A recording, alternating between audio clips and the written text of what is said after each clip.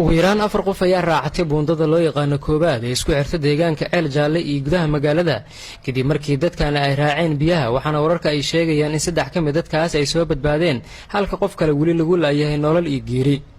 sidoo kale gaari dameer ayaa la sheegay in isla buundada ay biyaha kala tageen ayadoo qofkii dameerkaasi wada naftiisa ay soo badbaadiyeen dad goobta ka agdhawaa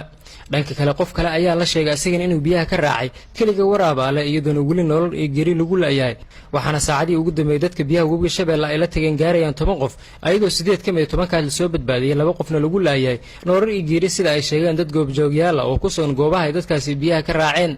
isku soo wadaduba saacadii ugu dambeeyay biyaha wabiga shabeelle ayaa soo xoogaystay waana tan keentay in xaaladda ay sii murugsanaatay Beledweyne sidoo kale waxa istaagay isku socodka gaadiidka deegaanka ceel jaalle ee dadka ay ku barakaceen iyo gudaha magaalada taasoo labadii maalmood ee aan soo dhaafnay isticmaalayeen dadka waxaan iminka bilowday in deegaanka ceel jaalle iyo gudaha magaalada ay isku kala goosho gaadiidka loo yaqaan cagafta oo dadka ay ku raacayaan lacag hasaatee waxa kale xusid mudan in meelaha qaar laga soo sheegay dad ku godoonsan kuwaasoo ay biyaha ku harqiyeen wali ma jirto wax war oo ka soo baxay dawladda Soomaaliya ee maamulka Hirshabeelle ee ku aadan xaaladaha murugsan ee ka taagan magaalada Beledweyne waxaa cusub mudan sidoo kale in madaxweynaha Hirshabeelle Maxamed Cabdi Waari uu ku sugan yahay magaalada Beledweyne ee gobolka Hiiraan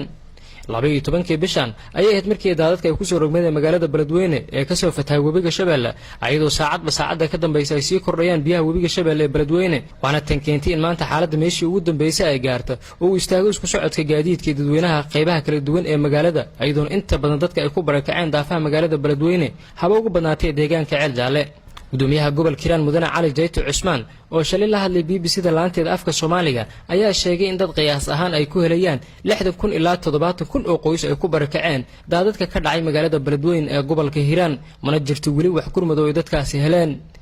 Cabdishakuur Maxamed Xasan Zab TV Beledweyne